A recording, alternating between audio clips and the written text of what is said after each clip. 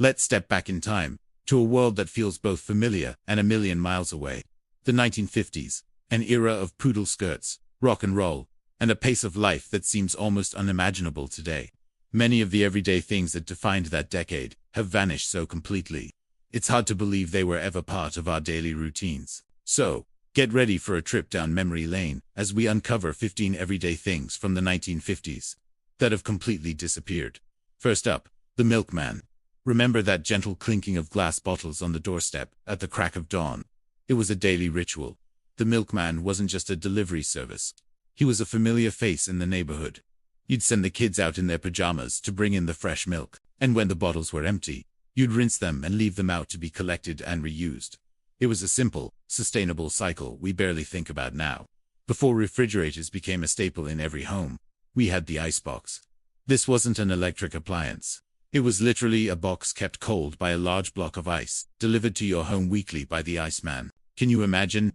You had to plan your food storage around this slowly melting block, and constantly remember to empty the drip tray underneath, to avoid a puddle on the kitchen floor. It made kitchens much quieter, but definitely not as convenient. And how did you call the Iceman? Probably on a party line telephone. If you've never heard of this, it's wild. Several households shared a single phone line. That meant you had to wait for your neighbor to finish their call before you could make yours. And the biggest catch, there was no privacy. Anyone on the line could pick up their receiver and listen in on your conversation. Gossipy neighbors had a field day. Forget huge supermarkets. In the 1950s, life revolved around the corner shop. These small, family-run stores were on almost every block. The shopkeeper knew you, your family, and probably what you were going to buy before you even asked.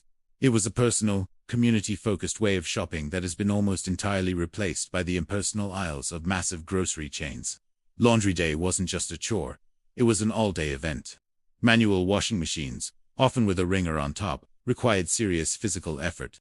You'd feed clothes through the rollers to squeeze out the water, then likely transfer them to a separate spin dryer, or hang everything on a line. The whole process could take hours, turning laundry day into a literal full day of work. How did families stay warm? With a coal fire crackling in the living room. It was the heart of the home, but it was also a demanding beast. You had to clean out the ashes and relight it every single day. The constant battle against soot and dust was just part of life. Central heating later made our homes cleaner and warmer with the flick of a switch, but it took away that cozy, central gathering spot. When it came to playtime, kids in the 50s had a very different kind of toy box.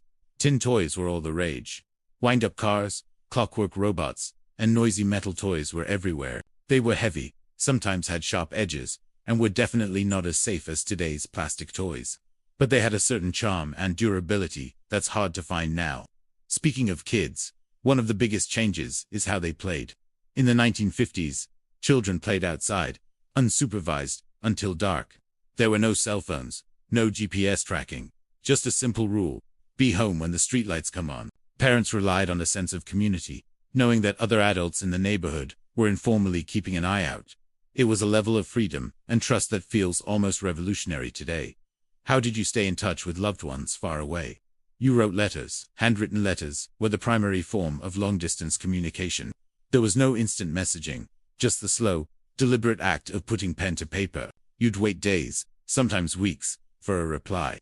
Because of this, penmanship was a highly valued skill, and receiving a letter was a truly special event. Next, let's talk about fashion. Dress codes were a real thing, even for a casual day out. Men often wore hats, suits, and ties for activities we'd now do in jeans and a t-shirt. Women would put on a nice dress, gloves, and a hat just to go grocery shopping. The idea of casual wear as we know it today was mostly confined to the home. People presented themselves to the world with a certain formality that has all but disappeared. And what about haircuts? While barbers and salons existed, home haircuts were incredibly common.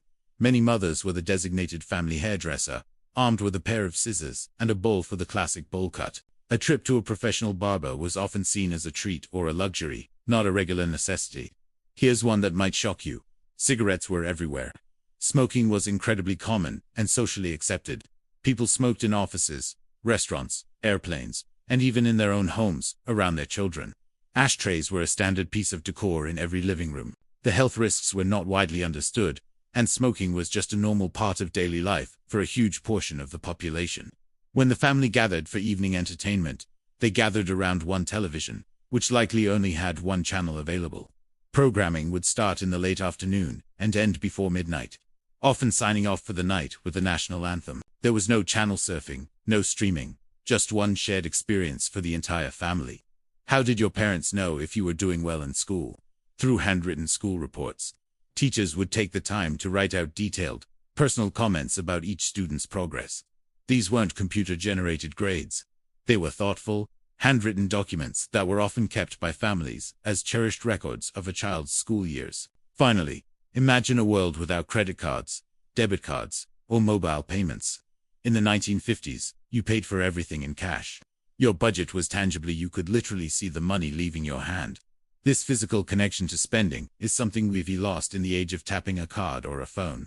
It fundamentally changed how people thought about money and budgeting. From the milkman's morning visit to the shared experience of a single TV channel, the 1950s were defined by routines and objects that have quietly faded into history. It was a time of less convenience, but perhaps more connection, less technology, but more community. Which of these vanished habits do you miss the most, or which one surprises you the most? Let me know in the comments below. Thanks for watching, and if you enjoyed this journey back in time, don't forget to like and subscribe for more trips into the past.